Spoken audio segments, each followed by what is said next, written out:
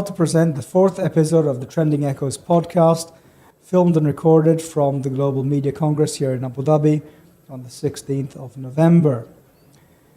With us today we have Jayson Moore, a former naval officer, a food entrepreneur, a researcher on the most important compound that we drink, and also a general expert on bottled water and the environment. Jayson, welcome to the Trending Echoes podcast. We're delighted to have you here with us today. Thank you, Stephen. In the research that we did before this podcast, we found something very interesting, which is the way that you're described. So inevitably, I have to ask you about this. Can you explain how it came to be that you're known as the water guy? Absolutely, Stephen. Thank you for having me today in this podcast at this very special media event here in Abu Dhabi. So, I'm sitting in Silicon Valley one day with a media guru named Laszlo Horvath. He was an early AOL employee after Harvard Business School and a great friend. And I get a text message from Abu Dhabi. It's Anne-Marie McQueen. She used to be with the national newspaper. And it said, Jayson, I'm here with with somebody who knows you. She knows you as the water guy. And Laszlo heard me say that, read the text message. He goes, that's your new brand. Wow. And that was several years ago.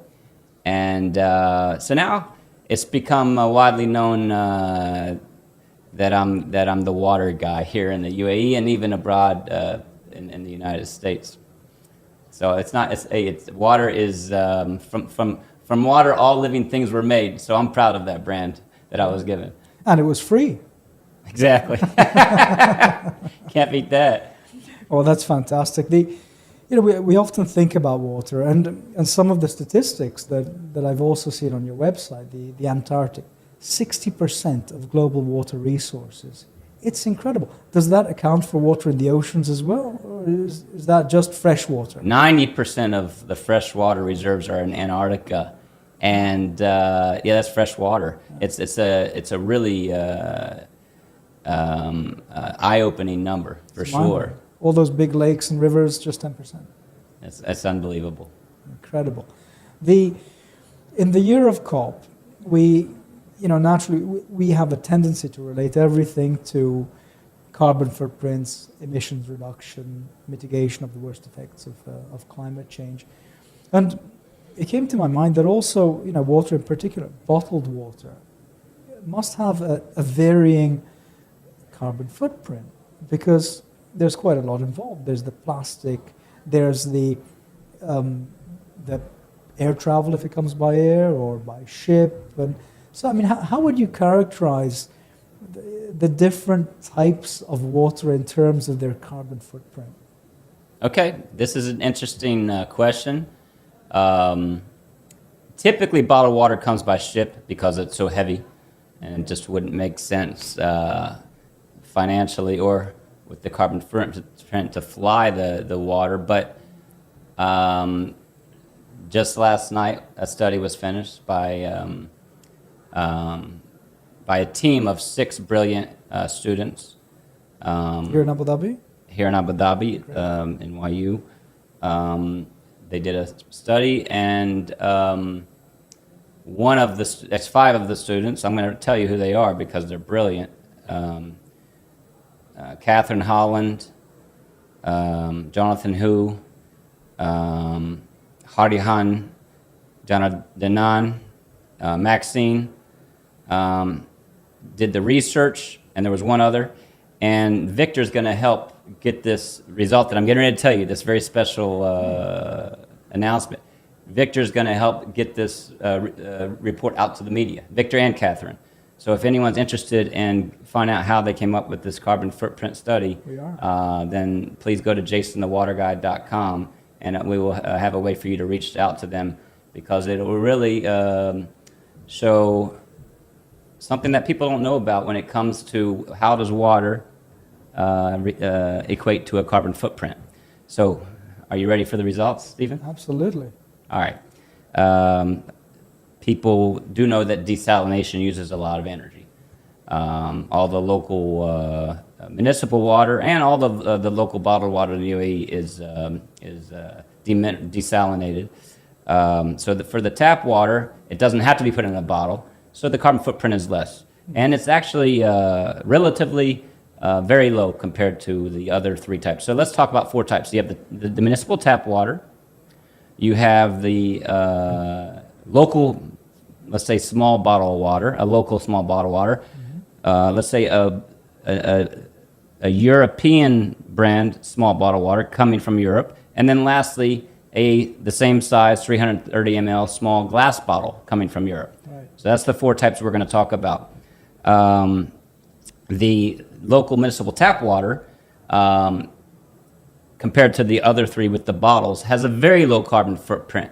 However, if it has to travel, let's say, for example, from Fujairah far through the Abu Dhabi Emirate, or if it has to travel very far, that will make the carbon footprint more aligned with the European or even local bottled water, bottled by the source. Yeah. It's energy. Sorry? It's the energy used, right? The energy used to desalinate it. Yeah. And then there's energy, but the biggest amount of energy used on this 330 size, the biggest energy used for local water would be to transport it over a long distance. So the pumps. Yes. Then we talk about by the way, I'm going to go in terms of ranking. So that's the lowest carbon footprint so far, by the way. And when the final study is 100% complete, we will offer it to the media. The plastic bottle, which we use an example, this Lanjaron brand from Spain, we calculated at 20. I don't want to talk about numbers because for now, until the report's final, but the Lanjaron plastic bottle comes in the middle. Very close to that is actually a little bit higher carbon footprint is the local plastic bottle. And the reason why, it doesn't make sense, does it? No. Here's why. This plastic bottle is made from 100% recycled PET, 100%. And the local bottle we used in our study was a mix of recycled and virgin PET plastic. And we don't want to talk about any brands, but that is how we came up with that. So this bottle of water that comes from Europe, just based on the fact that it's 100% recycled PET, because it's in a ship container with 46,000 other bottles, comes down to a less carbon footprint than something made locally with a mix of our PET and regular PET. It's good research. Very interesting.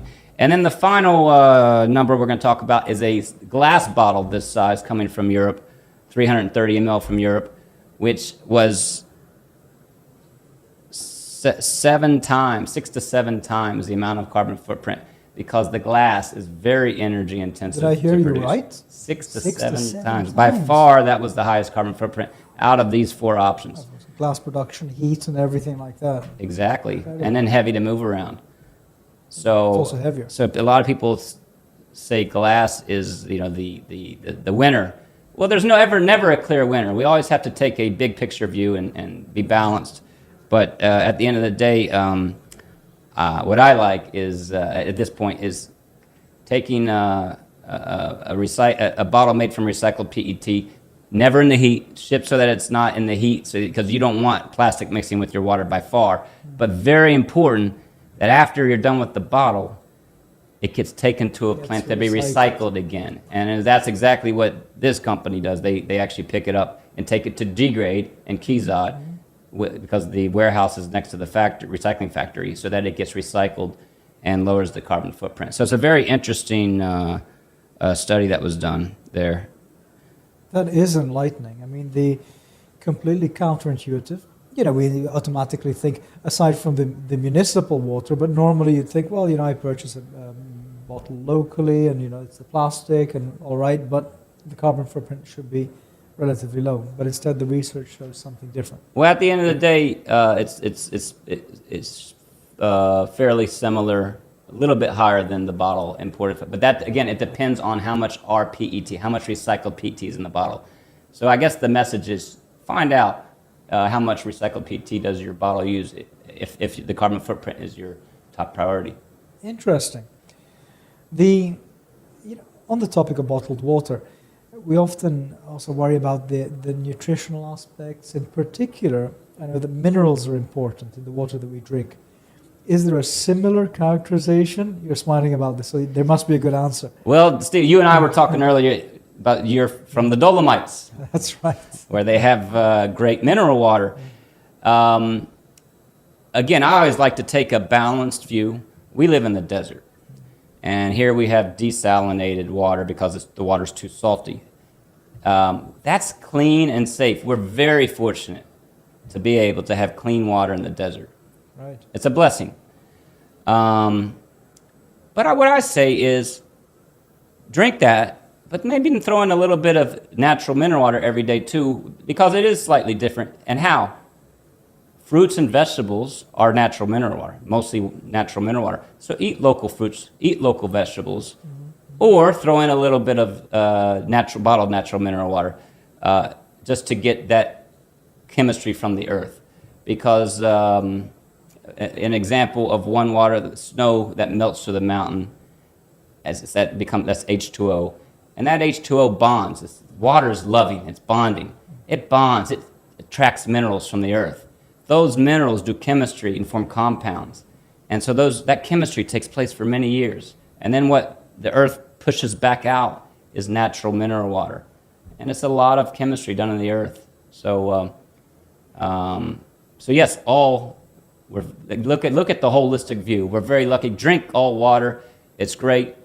But if you have the ability, throw in a little natural mineral water or fruits and vegetables as well.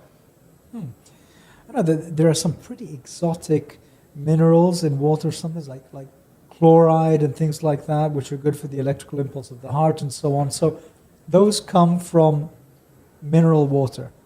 Well, there are minerals added to the desalinated water. I think there was a study done by the WHO, the World Health Organization, in the 80s, and they found a town that switched to purely demineralized water with their energy levels dropping. So they said, let's add minerals back to water. And I think that kind of initiated a culture of adding minerals back to demineralized water around the world, in the United States and in Asia. Even the bottled water associations promote this idea of remineralizing water. I was thinking of the bottled water associations are about ozonating the water in those countries, but that's a different topic we could talk about when there's more time. Right. About the ozonation of water. The natural mineral water is not always ozonated. That's a whole different topic we could talk about. Okay, but that would be the little bubbles in the water, the gas? No, that's not the gas in the water. Ozone is the O3 molecule typically added to certain bottled waters before they close the cap to kill any microbiology. This is an extra safety step. Okay. To kill any microbiology prior to closing the cap. And then after it does its job, it converts to oxygen. So it sounds perfect and great. When I drink, most of the natural spring waters in the United States are ozonated. And when I drink it, it tastes bitter to me. It tastes a little bit bitter to me. So I prefer natural mineral water, which is just filtered by the earth, like they do in a lot of the European brands. Interesting. Yeah, no, we don't add, I think, too many things to them. Although in Italy, we have a preference for acqua gassata, which means, I think it's carbonated, right? That must Carbonation, be you said? I think so. That's the nature of the gas in there. But I'm not a water. There's often naturally carbonated sources of water, and other times it's refortified with carbon dioxide. Sometimes it's refortified with carbon dioxide from the source, and other times it's just added to the bottle. CO2, yeah. Correct. And what's interesting is you can tell certain brands when they have their still water and their carbonated water. If you look at the mineral content, and the mineral content is exactly the same, well, that means they just simply added CO2 to the natural water. Clearly. On the other hand, if you look at the two brands that are from the same brand, same source, and you see one with different mineral content from the other, you'll find that the carbonated water will have higher minerals than the still water. That's because the CO2 that's in the earth, in the water in the earth, H2O plus CO2 equals H2CO3, carbonic acid. That carbonic acid attracts more minerals into the water. Fascinating science. Fascinating science. The just leaving the topic of bottled water aside, you also have a sustainable farm, which is very unusual as a business venture. We're beginning to see them, of course, but how did you get into that? I mean, as an expatriate with a sustainable farm in the UAE, it's quite a story. It's called Local Food. Mm-hmm. That's a funny story. I was looking at. We wanted to call it Local Food. It's an organic farm, Right. Certified by the UAE authorities as organic. We wanted to call it Local Food, and I went to the Ministry of Economy, and this beautiful, hearted lady from, I believe from Syria, she was so nice, and she said, we can't call it Local Food. You can't trademark that. I was looking at a trademark. She said, but she was looking on her computer. Local food is available. Local. Local. It sounds like local, but it's not local. Yeah. Well, I'm thinking, I speak Spanish. In Spanish, local different. means crazy. I said, I love it.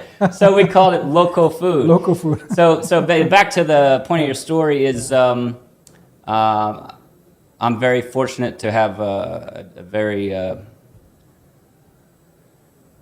generous and charismatic and wise friend, Emirati, who owns this farm in Gumaf, which is near Swayhan, past Swayhan. If you go from Abu Dhabi, if you did a triangle between Abu Dhabi, Dubai, and Al Ain, it would kind of be in the middle of the triangle. But he was growing vegetables, and I was listening to a radio podcast, actually, ironically, and Laura Al-Amir had Slow Foods, Dubai. I remember. And she talked about the value of organic food. So I got a hold of her, and we became friends, and she taught me a lot about organic farming. And there was another Emirati lady who taught me a lot about organic farming as well in Dubai. And I'm very thankful and blessed that she taught me. And she helped us to kind of get moving in this direction. There's another gentleman from Nahil. I don't know if they want me to say their names, but they're wonderful, good-hearted people who also helped me. He helped me learn how to the basics, the fundamentals. And anyway, we got started based on the fundamentals of organic farming. We're all about the fundamentals. And several years ago, and we kept a simple, long-term plan. Boxes that are either a big family box or a mini box that every week we distribute to Dubai and Abu Dhabi. Organic vegetables. How do you deal with the heat in summer? Very good question. We don't. The carbon footprint of even if you try to use the best technologies, it's not perfect in the summer here because it's hot. So we chose the strategy, let's just focus on the environment and only grow in the wintertime. So it's very important to have summer farming for food security, understandably. But we chose to focus more on the route of keeping it lower cost because less energy and less water in the winter. Of course. And also less carbon footprint by harvesting and delivering in the wintertime. Incredible. So does the farm close down or just minimizes operations when someone's there, but it's not farming in the summer? Right. We minimize operations, and my lead employee goes back to Nepal, and he spends his 6 months with his family, and he helps on our digital efforts while he's there. Well, that's great. Yeah, it's wonderful. And he taught himself so much about digital marketing, and I'm very proud of him. His name is Janak Okarti. I'm very proud of Janak. Well, it's quite a skill set, Yeah. farming and digital. Absolutely. Skill set of the future. Yes. When you say it's certified as organic, I mean, I think that as a layperson, I intuitively know maybe less fertilizer, but what else is there to make it organic? You meant, well, of course, everything starts with water. Then you have the organic fertilizer, which is a certified organic fertilizer. Manure. Then we use a fish manure. Fish manure. Which was at one point called the Cadillac of manures. Certified organic fish manure. And then we use sometimes a bio compost to help add the right components to the earth. And to keep the pest away, we're very careful. We don't use anything that might be harmful to the plants or to the humans. And so definitely no. What we use would be things like neem oil. Neem seems to be the go-to for a lot of farmers in the UAE. Neem, because there's the neem trees, and it's so effective. Or for example, if we have slugs, there are some unique methods. Laura is now in South Africa, but she still helps me. She's a wonderful person, and she's available, by the way, if anyone needs help with farming. The one who had the slow food, Dubai. She recommended some alternative techniques, natural techniques, to help get rid of the slugs, which were very effective. Using a candle, there's various methods. Yeah. Does it taste different? Must taste better. The vegetables? Right. Well, that's up to you to decide. This winter, I'll send you some to try. But my customers are very happy. The tomatoes aren't. They don't taste. Let's say. They taste earthy in a way, earthy and dynamic and full of life from the soil. You can taste, and then of course there's a lot of sunlight in this country, so that helps the tomatoes thrive. Yes, and we have a great team of farmers, by the way, too. The farmers run the show. They put their heart into it. The most important fundamental rule that I didn't mention: crop rotation. Fundamental. What does that mean? You have to rotate your crops periodically. To ensure that the vegetables don't keep taking the same minerals out of the earth from the same place year after year after year, so to deplete the minerals, because certain vegetable families require certain minerals, mixes of minerals. So if you have the same family there all the time, it keeps sucking the same minerals out of the ground. On the other hand, you have the pest. If you leave the vegetables there long enough, they lose their resistance to pests, because vegetables also have a natural resistance to certain types of pests. So from the pest point of view and from the mineral point of view, it's important to rotate your crop. Very important. The most fundamental rule of farming, organic farming. Interesting. So tomatoes, then zucchini where the tomatoes were. You have to rotate it. Aubergines somewhere. Yeah. So you got to rotate it. That's fascinating. I mean, this is not knowledge that the ordinary person, non-farming person, is vaguely. Well, you aware have a of. lot of great, passionate people here in this country who like to do their balcony gardening, and they ask me questions. I'm not the expert on balcony gardening, but I would refer them. There is a Facebook group, I believe, about balcony gardening in the UAE, and a lot of great information there for people who want to try to grow plants on their balcony. Yeah, I mean, this is also great. Like, choosing water based on the carbon footprint and doing a little something on one's balcony for the environment and for one's home table. These are great initiatives that help us to pitch in whatever measure in the year of COP28. Absolutely, yeah, yes. I also wanted to remark and congratulate you on being a published author and having written, indeed, I believe, the first chapter of a recently released book. So, share some details with us about that. I believe The Journey to Entrepreneurship, published by Abu Dhabi DED and Caxton Publishing. Timothy is great. This book is about the journey to entrepreneurship in Abu Dhabi, and I'm very fortunate. And I just got this. I just found this out 2 days ago, by the way, that I was honored with the first chapter in the book, titled "Abu Dhabi, the home of selfless hospitality." It is indeed. Abu Dhabi is so uniquely special. The jewel once people get here, they realize the real jewel is the heart, the generosity of the people and the culture here. Everyone from around the world feels at home here. And so what does that have to do with entrepreneurship? Well, entrepreneurship is tough. It is hard. Most companies don't make it, and you have to work 48 hours a day so that you don't have to work, more than 48 the next day. Exactly. Well, they say work 24 hours a day so you don't have to work 8 hours a day. That's what they say. And that's tough and stressful. Well, Abu Dhabi has a way, with all the generosity and kindness and love in the air, it has a way of lowering the stress level. So you can come here and go after your entrepreneurship goals, and they will support you from their heart.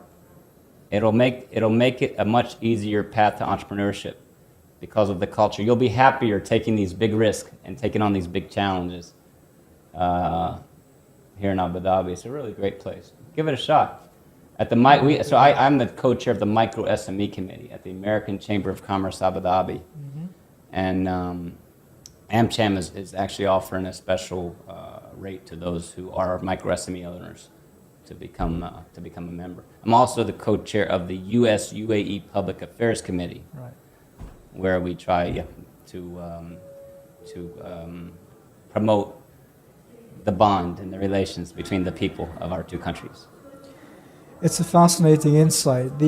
I haven't heard happiness as such related to business effort and business success, but I very much think that you're onto something.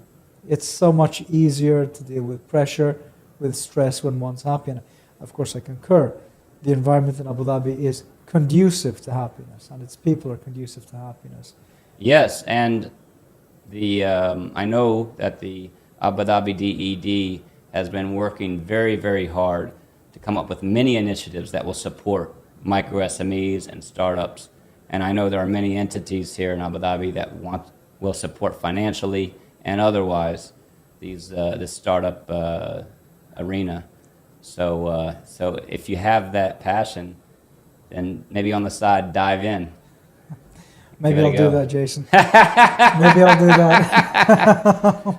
Well, Jason, it's been wonderful having you here with us today, and very, very enlightening to hear a technical perspective, a somewhat researchy one as well, but above all, the perspective of someone who's out there and has done it and is doing it. So that's a different level of insight, I feel, and we thank you very much.